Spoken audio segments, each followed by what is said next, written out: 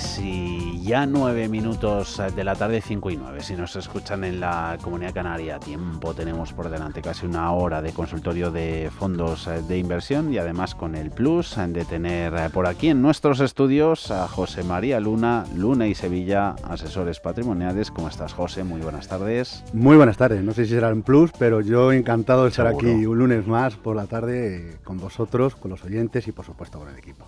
¿Qué tal ves situación en los mercados? A ver si esta semana es un poquito más tranquilita. Ya han levantado el veto a las voces de la Reserva Federal después de la histórica, ¿no?, decisión de la semana pasada del Comité de Mercados Abiertos de ese recorte de tipos de interés de 50 puntos básicos. Comentarios que nos dejó Powell. Vimos la reacción del mercado el jueves, mercado que en definitiva parece que se quedó más con las intenciones, con la palabra, más que con el mero y puro hecho de ese recorte de 50 puntos básicos. Bueno, es sorpresa o no tan sorpresa, ¿no? Porque el mercado, más de un 60% del consenso de las grandes casas de análisis descontaban precisamente un movimiento de 50 puntos básicos por parte del recorte de tipo de interés, los Fed Funds, por parte de la Reserva Federal, ¿no? Yo le doy varias lecturas. Yo creo que sí que hay cosas interesantes, no solo en lo que dijo y lo que hizo la propia Reserva Federal norteamericana, y que ha tenido su impacto y que tendrá su impacto sobre los distintos mercados de capitales. La rebaja está ahí, quizás a lo mejor se asume como que han ido un poco por detrás, implícitamente se asume que han ido un poco por detrás de la curva de tipo de interés en cuanto a la realidad económica. Se asume por parte, es decir, las dos razones que dio Powell para bajar tipo de interés, una de ellas era porque las presiones inflacionistas en cierta manera estaban ya controladas y se estaba venciendo la inflación. Ojalá esta semana así se confirme con el deflactor de consumo. Y la segunda era la palabra reequilibrar la política monetaria, ¿no? Yo creo que es la realidad, es decir, tipos reales positivos, y lo veníamos diciendo semana tras semana aquí, pues con un contexto desinflacionista y con unos datos de empleo que no son hiper preocupantes, pero sí que se va perdiendo cierto momentum. Tocaba ya actuar, ¿no? Quizás esa receta debería de tomarla bien nota nuestro Banco Central Europeo después de los datos que hemos conocido hoy con de los PMI, porque el PMI manufacturero ya nos sorprende, ¿no? Cada vez está más deteriorada la situación, pero que se le vaya uniendo el sector servicio, pues eso ya es más que preocupante, ¿no? Es decir, el estancamiento que está viviendo a nivel macroeconómico la Unión Europea, con unos tipos de interés en donde están, con un precio de petróleo que, a pesar de las tensiones geopolíticas, está donde está, pues que el Banco Central Europeo siga mirando hacia otro sitio, no sé, yo creo que es para hacérselo realmente pensar, ¿no?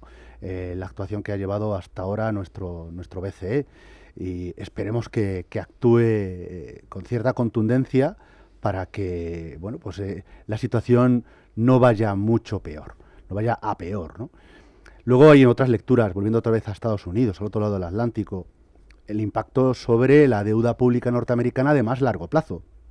Quizás a algunos les ha sorprendido cómo los tipos de interés del más largo plazo de Estados Unidos, lejos de caer, lo que ha habido ha sido tensión en la curva de tipos, y lo que hemos visto ha sido repuntes de los mismos, ¿no? Es lógico. Es lógico, y hay varios factores que porque lo habían leído mejor los bonos, la hoja de ruta de... Desde luego siempre el mercado de deuda suele leer mejor la situación que los mercados de renta variable en muchas ocasiones, ¿no? Y que es un gran termómetro. Pero la realidad es que el endeudamiento, el doble endeudamiento que tiene en estos momentos Estados Unidos, el déficit gemelo que tiene Estados Unidos, es preocupante. Y eso quizás con la situación del dibujo macro que nos va quedando cada vez más claro, y con la bajada de tipo de interés, pues cada vez va a ser más preocupante en el caso de Estados Unidos. Esa lectura la empiezan a dar a los tipos del más largo plazo. Es decir, no es, desde mi humilde punto de vista, no tiene mucho sentido que el 10 años se vaya de camino al 3,50 cuando debería estar más alto, ¿no? En segundo lugar, está las medidas, y son contundentes. Ya no digo lo que está esperando el mercado, porque yo creo que el mercado, en líneas generales, a nivel institucional, está esperando más bajadas en cuantía y más velocidad. Acuérdate cuando hablamos aquí de lo que era la magnitud y la velocidad de bajada de tipos por parte de la Fed, quizás espera más de lo que a lo mejor vaya a hacer la Reserva Federal.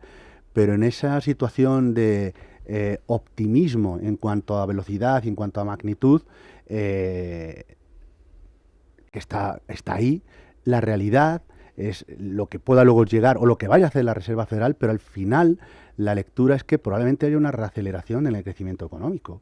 Y claro, con una reaceleración del crecimiento económico tampoco se justificaría precisamente... Reaceleración después del aterrizaje. Suave. Después del aterrizaje, yo creo que no va a haber una recesión, yo creo que va a haber un ¿no? aterrizaje y las peticiones de subsidio de desempleo de la pasada semana no apuntan precisamente a una recesión económica en este caso de Estados Unidos. Yo no veo en estos momentos recesión en Estados Unidos.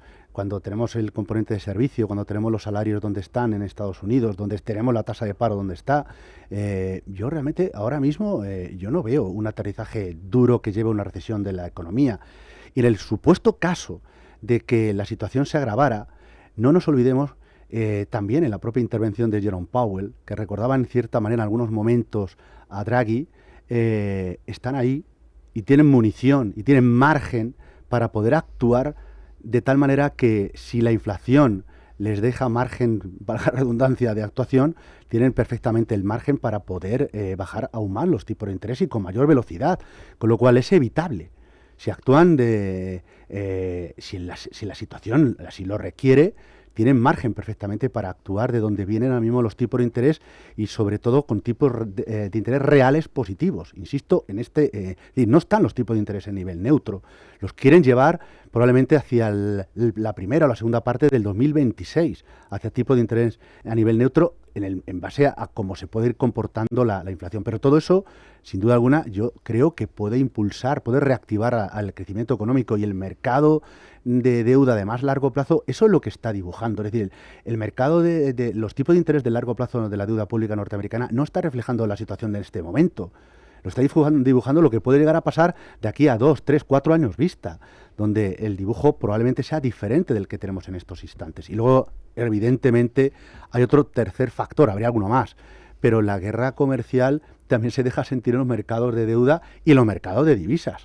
Y eso, evidentemente, cuando estamos viendo todo lo que es tema de aranceles, con una inquietud que sobrevuela y que cada vez está más cercana en cuanto al resultado electoral en Estados Unidos, no cabe la menor duda que una forma también de combatir aranceles o de represalias puede ser también el juego que se está llevando a cabo en divisas, pero también en la parte de la deuda pública, en este caso por parte de terceros países, como puede ser el caso de China, que es una realidad, que bonos que les han ido venciendo no han ido comprando más deuda pública en Estados Unidos. Incluso ha habido retirada de dinero de China, no solo por parte de instituciones financieras o del propio gobierno, sino incluso de las empresas, que su tesorería pues estaba ubicada en dólares y ubicada en deuda con tipos de interés más altos. Si tú te los estás bajando y el dólar a la vez se empieza a debilitar, pues que echen los oyentes o los telespectadores del canal de YouTube pues el gráfico de lo que está haciendo en este caso la divisa china con respecto a nuestra moneda, con respecto al euro y sobre todo con respecto al dólar. Se está apreciando en ese sentido, ¿no? Con lo cual, pues eso un poco nos da dibujos que se han ido perfilando y que se han ido confirmando con la intervención, en este caso, de la propia Reserva Federal norteamericana. Con lo cual, sí han pasado cosas, no solo la bajada de tipos, sino también el impacto que puede tener esto en el mercado de forma más inmediata. En la economía tardará más tiempo en llegar, pero los mercados de capitales, en todos, en divisas, en deuda y también, por supuesto, en renta variable, se deja sentir. Y muy probablemente en las próximas semanas se seguirá dejando sentir. Y en metales. El otro día me acuerdo que lo dijimos el lunes pasado, tenemos consulta de metales, hoy vamos a empezar por ahí, que luego no se nos olvide. El oro y la olvide. plata, claro. que mencionabas, ¿no? Toda la geopolítica, tema de aranceles, Estados Unidos sigue en guerra con China, industrial que no bélica, ¿no? Ya hemos comentado cómo, citando protección de la seguridad nacional, argumento ya utilizado en otros sectores como semiconductores, chips o inteligencia artificial. El presidente saliente Joe Biden ha solicitado mediante el Departamento de Comercio que se prohíba la venta de todos los vehículos que utilicen software o hardware chinos conectados a Internet. Dice la secretaria de Comercio, Gina Raimondo, vemos que está hablando que los coches ya no son solo acero y metal sobre ruedas, señala que van cargados, ¿no?, de Bluetooth, de Wi-Fi, de conexiones por satélite que pueden ser vulnerables a ciberataques o manipulaciones por parte de terceros. Todo eso que ya está más que a la orden del día. Metales, están los industriales, que también por ahí hay movimientos interesantes, pero la baza de los preciosos. Fernando, oyente burgalés. Buenas tardes, cierre de mercados. ¿Qué opina el señor Luna del fondo, el DWS Invest Gold and Precious Metals? ¿Sería una buena opción o está muy alto ya? Y luego del Allianz Global Metals and Mining, también me interesaría saber su opinión. Buen día, te desea. Pues empiezo primero por los metales preciosos. Está alto, evidentemente está más alto que hace meses, sin duda alguna, el precio del oro y también incluso el del precio de la plata. El tema es que hay ahora mismo una serie de factores, de vientos de cola, que están haciendo que el oro precisamente siga repuntando, el oro físico, y eso también impacta sobre las acciones de mineras, tanto de oro como de plata. Digo esto porque el caso del fondo que nos cita Fernando, el fondo de la gestora Deutsche Bank, no invierte en oro físico, sino que lo que hace es invertir en acciones de mineras, en este caso que se dedican a toda la cadena de producción y de distribución de lo que es, en este caso, los metales preciosos. Factores, uno de ellos ya lo hemos comentado, guerra comercial. Otro es, sin duda alguna, menores rentabilidades per se, en el caso de la deuda, sobre todo en un escenario de bajada de tipo de interés, acopio dentro de esas tensiones geopolíticas, no solo por la parte de China, sino también por otros grandes bancos centrales, sobre todo en mercados emergentes de oro físico, ya llevan tiempo en ese sentido, y por supuesto la propia debilidad del dólar. Es decir, el dólar también en una caída hace que pueda hacer, y de hecho está haciéndolo, que se busque valor precisamente en un metal que reluce bastante, como es el caso del oro. Mientras esas fuerzas continúen, el oro podría seguir escalando todavía a cotas más altas, con la volatilidad inherente a los mercados de capitales. Que muchas veces hablamos de es que el mercado es volátil.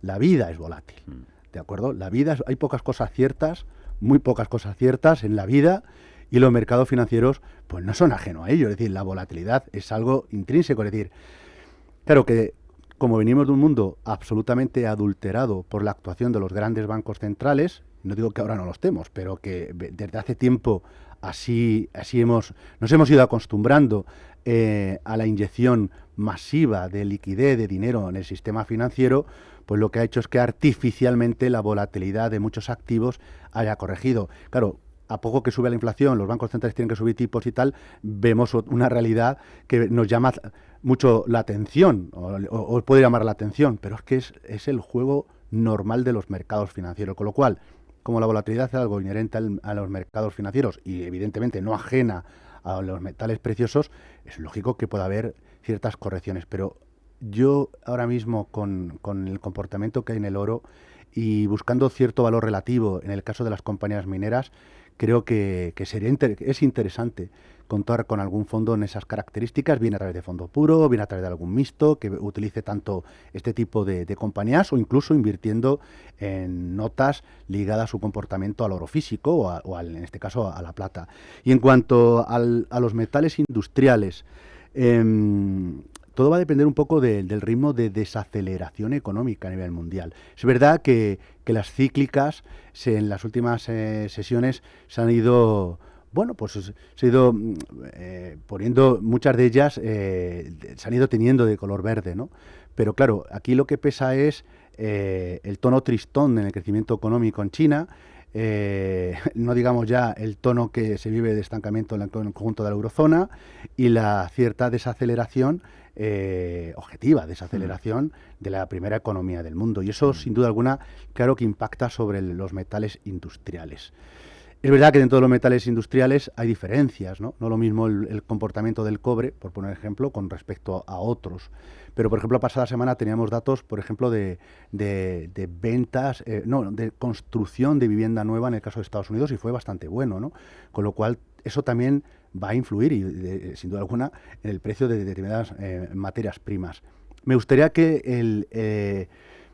el crecimiento fuera algo más robusto para tener mucho más visibilidad de comportamiento en los metales industriales. Hoy me quedo más con alguno de ellos, por ejemplo el caso del cobre o el caso de oro-plata, pero quizás ahora mismo haya más valor en otro tipo de compañías. Mira, en pantalla se estaba echando un vistazo a precios del aluminio, que están tocando hoy mínimos de 10 días, ¿no? Por debilidad técnica, cita Reuters, tras las subidas impulsadas en gran medida por ese recorte de tipos de interés en Estados Unidos la semana pasada. Hasta 8% llegó a subir en los 7 días previos a la reducción de ese medio punto por parte de la Reserva Federal. Hoy cuentan por aquí, aluminio en concreto, con sólidos datos de importación del principal consumidor de aluminio, que es China. Sus importaciones se duplicaron con creces el pasado mes de agosto. Aluminio, fuerte apetito comprador hay, es ampliamente utilizado, ¿no?, en la fabricación de vehículos, también de sector de construcción. Metales básicos, cobre bajando algo, 0,2, zinc en medio puntito, níquel también restando 0,2 y plomo y estaño con caídas de apenas 2 décimas. Que te acuerdas el otro día todo lo que teníamos de renta fija, aluvión de consultas, y hoy no apunta a menos. Esta es más bien, un oyente, según la pregunta, da a entender que no está expuesto a renta fija. Dice, ya sé que no suele ser lo más rentable, pero por seguridad, comodidad y por tener los papeles luego para Hacienda más a mano y tener al gestor del banco, suelo a veces comprar acciones mediante la aplicación del banco, todo concentradito en la aplicación. No sé si el señor Luna me puede dar algún nombre de alguna buena gestora para comprar fondos de renta fija. Y desde luego que gestoras van a salir a escena hoy. Dice que porque al ser renta fija los gastos son importantes en comparación con renta variable. ¿Eso te suena? Pueden llegar a ser bastante elevados. Pueden ser bastante elevados. Estamos hablando de un mercado que en muchos casos, sobre todo para el inversor minorista, puede llegar a ser menos transparente que en el caso de la inversión en bolsa, donde tengamos mucho más claro cuánto me cobra ya no solo la custodia, sino lo que es el corretaje de la compra, la venta, de los valores, y normalmente todos aquellos inversores que compran acciones directamente pues lo miran mucho, ¿no? Los gastos de operativa, ¿no? Y por supuesto también, ya digo, de custodia. En el caso de los bonos, pues muchas veces cuando tú compras un bono en un mercado secundario, primero hay que ver el ticker, cuánto es la inversión mínima para poder acceder. A lo mejor tienes 50.000 euros, ¿no? Y resulta que puedes comprar un solo bono de una sola compañía, no hay diversificación como tal, ¿no? Luego también es importante ver cuánto es lo que me están cobrando, y evidentemente la entidad debe de explicar cuál es realmente lo que le cobran, pero uno se puede llevar la sorpresa de cuál es el precio que a lo mejor le está diciendo un amigo que lo ha visto en Bloomberg, pues tiene un amigo que se dedica a ello, o tiene la pantalla de Bloomberg delante y le dice, pues esto está cotizando a tal precio. Y otra cosa es lo que realmente luego pueda estar comprando, porque hay que encontrar quién está vendiendo ese bono y luego lo que le esté cobrando la entidad financiera. Y alguno puede llevarse una sorpresa importante.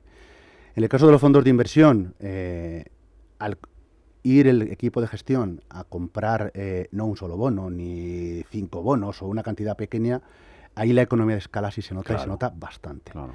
Y luego que todo el mundo quiere estar en el primer cuartil. Esto es como la liga, en el fútbol, el baloncesto, en cualquier tipo de deporte. Cuanto mejor sales en la foto, mucho mejor. No solo para el profesional en sí, sino también para la propia entidad, a la hora de, pues de sacar pecho de que tu producto está haciéndolo muy bien, ¿no? Y esto se va a encontrar no solo en gestoras grandes, incluso entidades financieras españolas, sino también lo encuentras, y normalmente lo sueles encontrar mucho mejor en el caso de las gestoras las gestoras independientes, que no dependen en muchos casos de bancos, ¿no?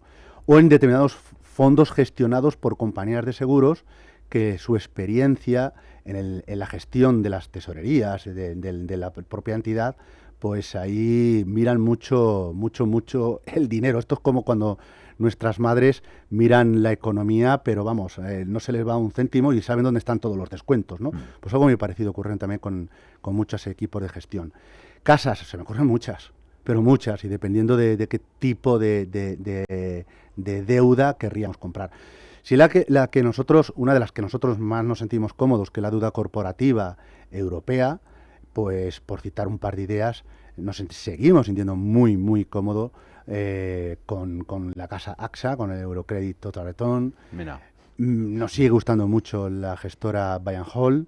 El Buy and Hold Bonds lo está haciendo también muy bien, está muy bien posicionado tanto en la selección de bonos como en la gestión de sensibilidad a tipos de interés, con lo cual tanto la gestión del spread de crédito como la gestión de sensibilidad a tipos la están haciendo bastante bien. Y por citar una tercera, y que también hemos tenido aquí en este caso a la pizarra, pues el Carmignac Credit Portfolio, ¿no? Pero insisto, me da pena de dejarme muchas otras gestoras en el camino, porque hay gente que lo está haciendo muy bien, y sobre todo porque están aportando valor, ya digo, tanto por la selección de los bonos que hay en cartera, como por supuesto la gestión de la sensibilidad a tipo de interés. De esos nombres, dos están en la lista de un oyente que nos escribe en el YouTube. Ya saben que tenemos teléfono además abierto en el 91 533 18 51 vía WhatsApp. Enseguida vamos con más, 609 22 47 16.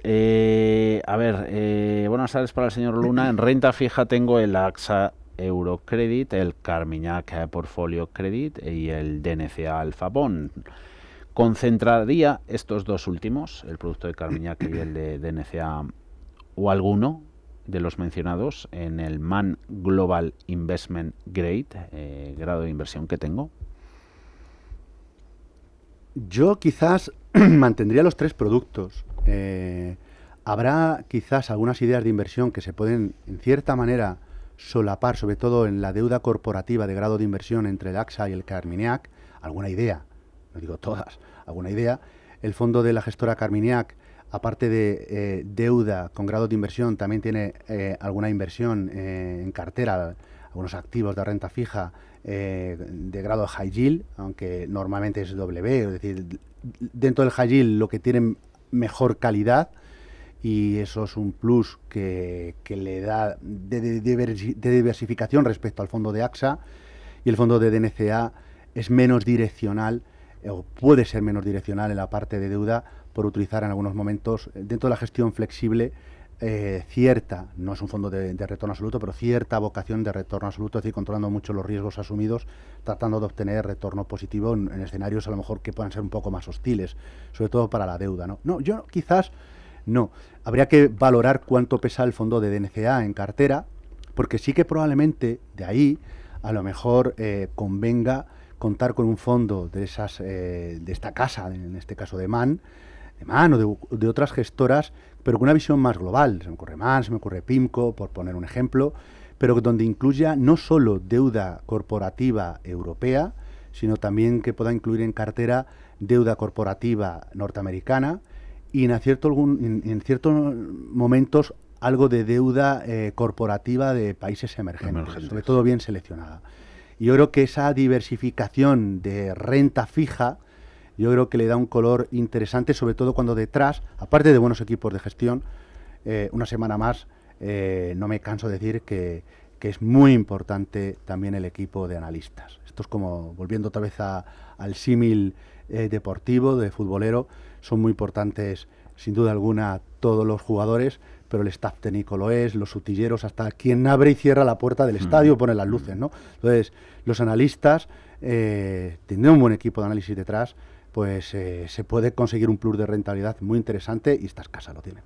A ver, el que tenía abierto de Carmignac casi mayores exposiciones, ¿no? En su producto de renta fija flexible estaba sector energético. He abierto la pestaña de este que nos pregunta José desde Madrid.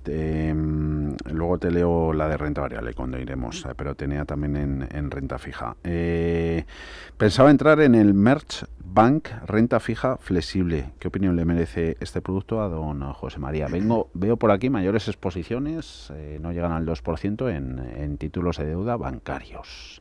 Y luego bastante deuda de Europa, Rumanía, República Checa. Sí, y en el caso de Rumanía, pues al final uno lo que tiene que darse cuenta es que cuando, y siempre lo comentamos en la parte, por así llamar, un poco más de formación, ¿no? De culturilla financiera, cuando compramos deuda, lo que estamos haciendo, no estamos comprando expectativas de crecimiento de una empresa o que le vaya hiper bien. Eso sobre todo estará más en la parte de renta variable. Claro que queremos que vaya bien, pero queremos que vaya bien egoístamente porque me devuelva lo que le he prestado y que me pague los cupones. ¿De acuerdo? Y que si en algún momento determinado tengo que deshacer la posición, pues que el bono sea líquido para poder transformarlo de una inversión, en este caso en renta fija, a otra que será la liquidez, ¿no? Que es otro activo más. El fondo de la gestora Merchbank, como dentro de los fondos de renta fija flexible, y no solo este, sino otros fondos gestionados en España, se me ocurre Mutua, que también tiene algún producto de deuda flexible, acabo de hablar de la gestora Buy and Hold, pero hay muchos otros ejemplos. La verdad es que son productos que están ofreciendo dentro de esa gestión activa, tanto la selección de bonos, fíjate hasta dónde se pueden ir, en el caso de Rumanía, mientras Rumanía pueda seguir pagando y está pagando su deuda, porque los ratios de endeudamiento de Rumanía distan mucho de ser la deuda que tiene Francia o la que tiene Italia o la que tiene España sobre su PIB. Mientras siga pagando, evidentemente, pues, ¿por qué no? Dentro, mejor en un fondo de inversión donde haya expertos que puedan modular cuál es la exposición en ese tipo de mercados, ¿de acuerdo? Yo no estaría tan asustado por esos nombres. Quizás otros, y más en mercados emergentes, sí le pondría un acento de cautela, pero en este tipo de mercados europeos, en estos instantes, ¿no? Ahí es donde está la capacidad de búsqueda de yield sin volverse loco, de búsqueda de rentabilidad sin volvernos locos en cosas a lo mejor más peregrinas. Y en este sentido, ¿a mí qué me parece? Me parece bien, ¿de acuerdo? No me parece mal. Es verdad que nosotros en Luna Sevilla Asesores Patrimoniales estamos utilizando otros fondos de deuda flexible que quizás sin tener esa exposición hacia esos mercados, hoy por hoy, en la combinación sobre todo de deuda, sea corporativa, grado de inversión, incluso algo de high yield, la verdad es que están ofreciendo un binomio rentabilidad-riesgo muy interesante.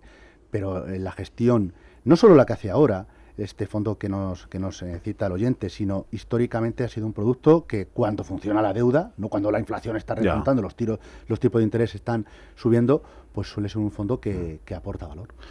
Es estrategia táctica y planteamientos. En Luna y Sevilla Asesores Patrimoniales, antes de hacer una pausa, recuerda a la audiencia, por favor, vuestros canales de contacto. José María. Pues tan fácil como llamándonos al teléfono al 91 762 34 42 o visitando nuestra página web www.lunasevilla.es.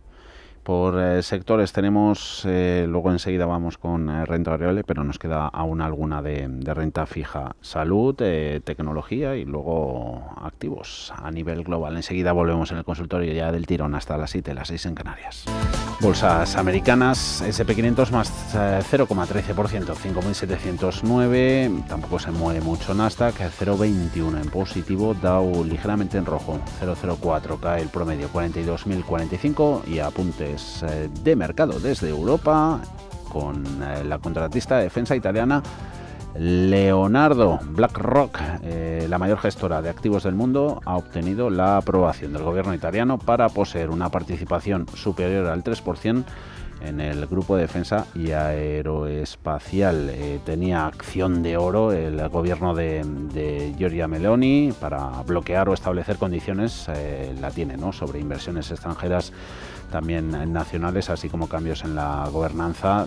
Acción de oro, esas que se guardan los gobiernos que afectan a empresas que operan en sectores estratégicos como la energía, telecomunicaciones banca o en este caso defensa. BlackRock, el titular, obtiene el visto bueno de Italia para poseer más del 3% de Leonardo. Luego vemos sectores y fondos de inversión orientados a distintas industrias. Teníamos a salud y sobre todo a tecnología. Antes una nota de voz que escuchamos y ya vamos terminando con renta fija. Hola, buenas tardes. Para el consultorio de fondos con José María Luna. Miguel Ángel desde Albacete. ¿Qué le parece de estos tres fondos? El BNI Mellon Absolute Return Bond, el Blue Bay, no sé si lo pronuncio bien, Investment Grade Absolute Return y el Jupiter Strategic Absolute Return. Estos tres fondos para comprar esta semana, ¿qué le parece en estos momentos de mercado? Muchísimas gracias. Enhorabuena por el programa. Adiós. Gracias al oyente. José. Bueno, pues a Miguel Ángel, a mi paisano castellano manchego, le diría, lo primero, sí, pero siempre y cuando tenga en cartera en la parte que no es bolsa, ya sea a través de mixtos o a través de fondos puros de renta variable, contemos si su perfil de riesgo así lo admite, y yo creo que en estas circunstancias lo admite prácticamente casi todos los perfiles de inversión, deuda corporativa direccional. Es decir, no con el apellido Absolute Return, es decir, fondos de retorno absoluto en la parte de deuda. La parte de deuda, tanto la selección de bonos como también la gestión activa de sensibilidad a tipos de interés. La primera, sobre todo, la selección en la gestión activa en cuanto al spread de crédito y también en muchos casos también incluso la gestión activa en divisas, que suelen ser tres motores que pueden estar presentes en los fondos del Absolute Return, en los fondos de retorno absoluto, la parte de deuda. Es decir, sí, siempre y cuando tengamos algún fondo de deuda corporativa direccional. Si Miguel Ángel me dice que yo soy muy conservador y prefiero estar en este tipo de productos, bueno, yo creo que aún así algún fondo más direccional en la parte de deuda, en la actual coyuntura, ya viene siendo interesante tener este tipo de productos de deuda direccionales, es decir, que no apliquen ese estilo de retorno absoluto a la hora, o esa filosofía a la hora de gestionar los activos que hay en cartera o el conjunto del patrimonio, mejor dicho, ¿no? Si los tiene esos fondos más direccionales de deuda corporativa, fundamentalmente Europa y también en cierta manera deuda norteamericana, sí, cualquiera de los tres. De hecho, el fondo de la gestora BNY Mellon, la rentabilidad que está obteniendo, el fondo que más seguimos nosotros, los tres los conozco perfectamente, pero el que más seguimos es el fondo de BNY Mellon y si mal no recuerdo, la rentabilidad en el acumulado del año supera el 6%. Es decir, la gestión activa con vocación de retorno absoluto, porque además la volatilidad a un año pues bastante controlada, bastante bajita, esa gestión de selección de bonos, gestión de duración, gestión de divisas, la verdad es que lo está haciendo muy bien el fondo en sí. Los otros también, llevan rentabilidades por encima del 3 y pico por ciento, que lo baten a los mejores monetarios, pero están por detrás de muchos fondos de deuda corporativa direccionales de corto plazo, no digamos ya los de medio plazo, como algunos de los que hemos citado al principio, que ya apuntan rentabilidades por encima del 5,5%. La rentabilidad pasada no garantiza las futuras, pero posiblemente la tendencia actual haga que los fondos, ya digo, sin esa estrategia de retorno absoluto, puedan seguir aportando valor. Con lo cual, sí, con esa condición, y los tres me gustan. Yo no querría ser, solamente apoyarme solo por lo bien que lo están haciendo este año, ¿no? Si yo creo que el comportamiento consistente de BNY Mellon, tanto en el Absolute Return bonos como en el equity, pues hablan o avalan la gestión que están haciendo de control muy exhaustivo de los riesgos y en paralelo del aportar rentabilidad positiva, ¿no? Los tres, quizás a lo mejor el fondo de BNY Mellon. Muy breve, para Carlos, le agradecería me comentaran si ven que es momento de traspasar fondos de renta fija alto rendimiento, high yield, a grado de inversión, a investment grade.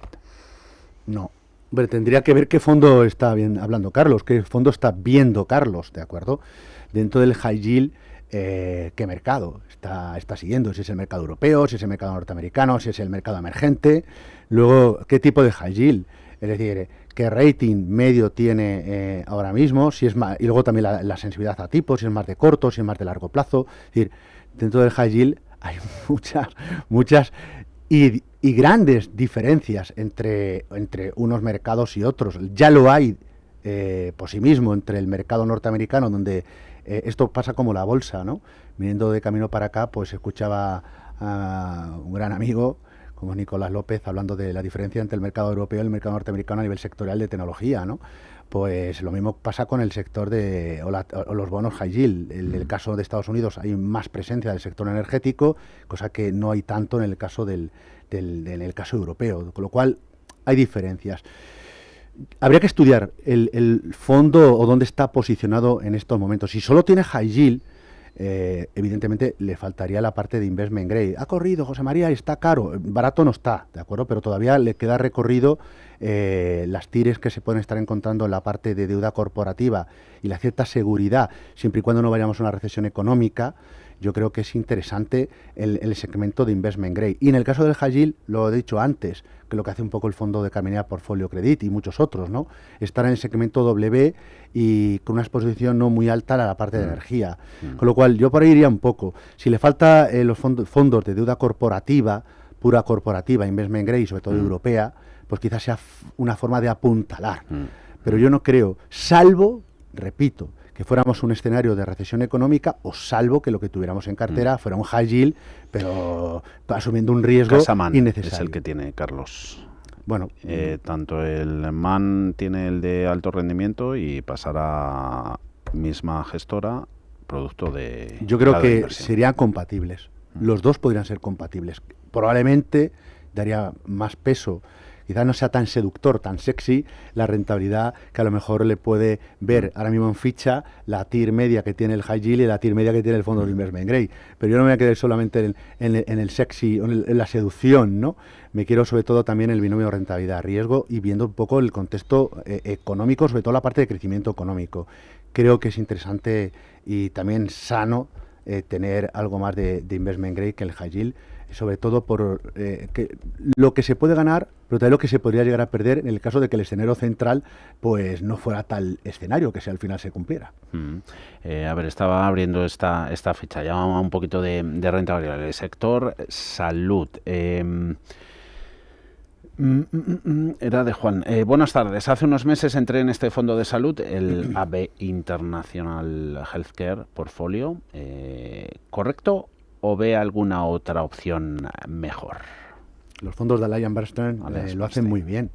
Y en el caso del sector salud es uno de los fondos más consistentes dentro de la categoría. Hay otros, Bellevue, Fidelity, muchos. Bueno, luego puede haber con más componente de biotecnología o con algunos otros más centrados en oncología o tratamientos médicos, sobre todo orientados a la natalidad, como ya hablamos aquí en un programa precisamente, o orientados sobre todo al envejecimiento de la población.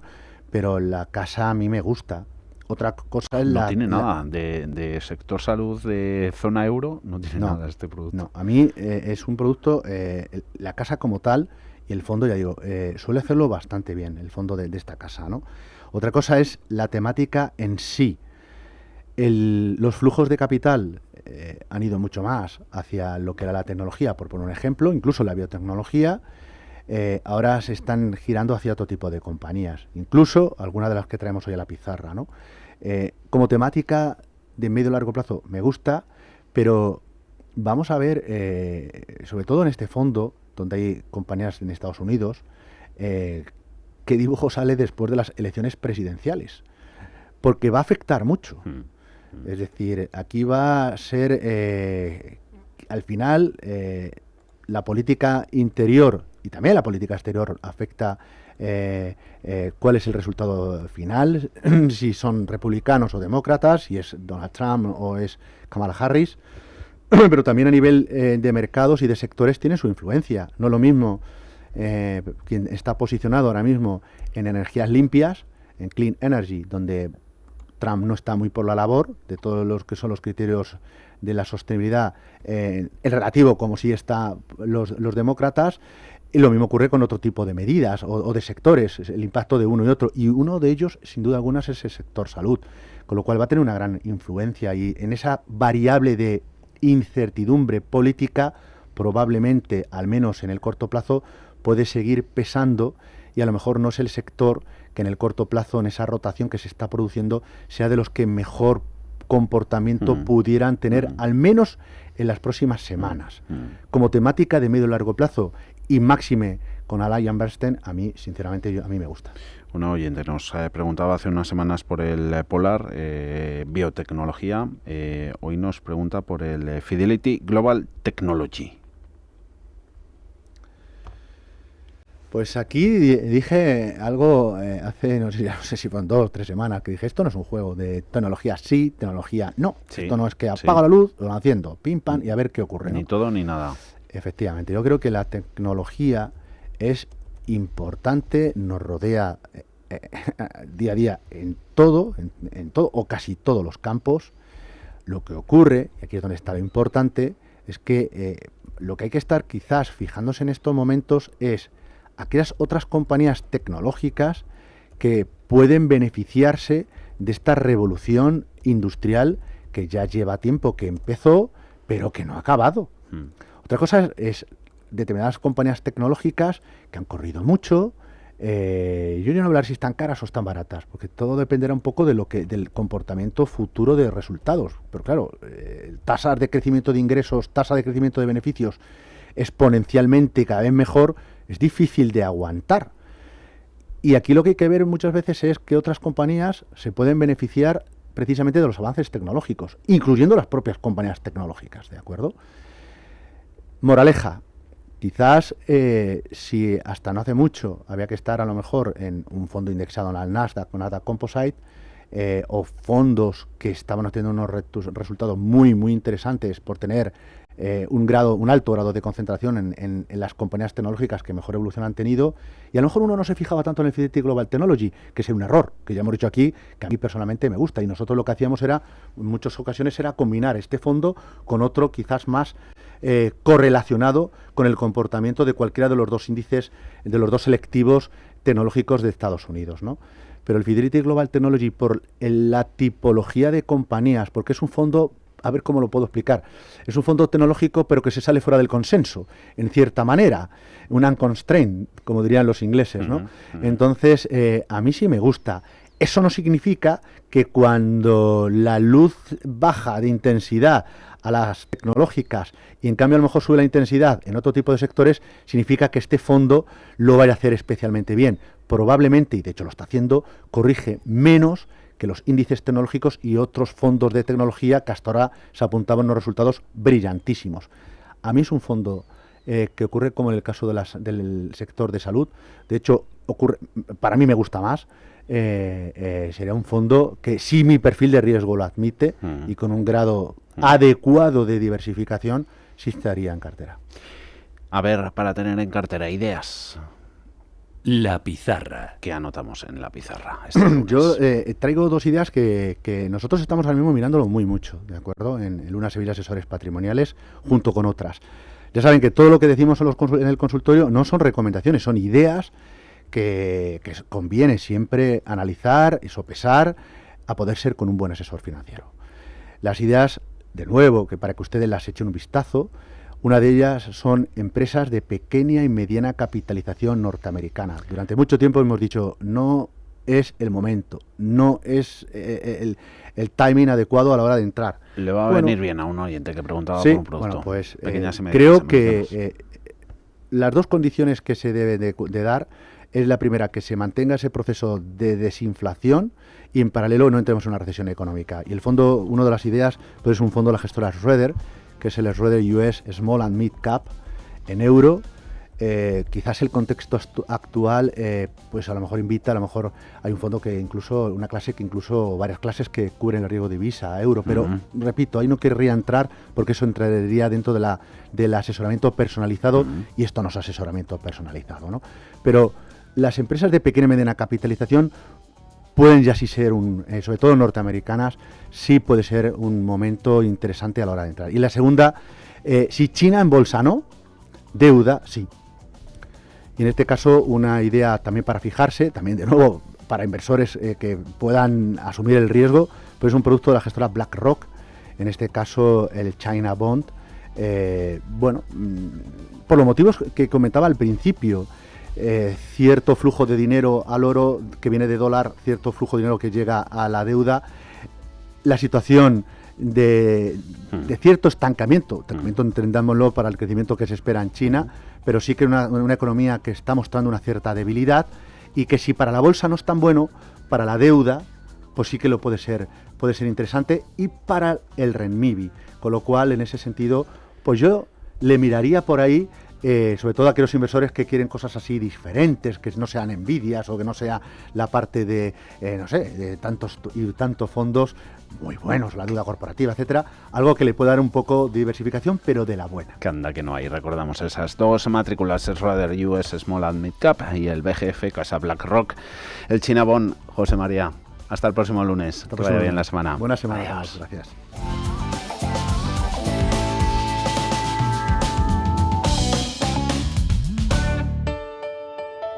Rápido que nos vamos. Mañana volvemos como siempre a partir de las 3 de la tarde en Cierre de Mercados, Radio Intereconomía. Hasta entonces, adiós.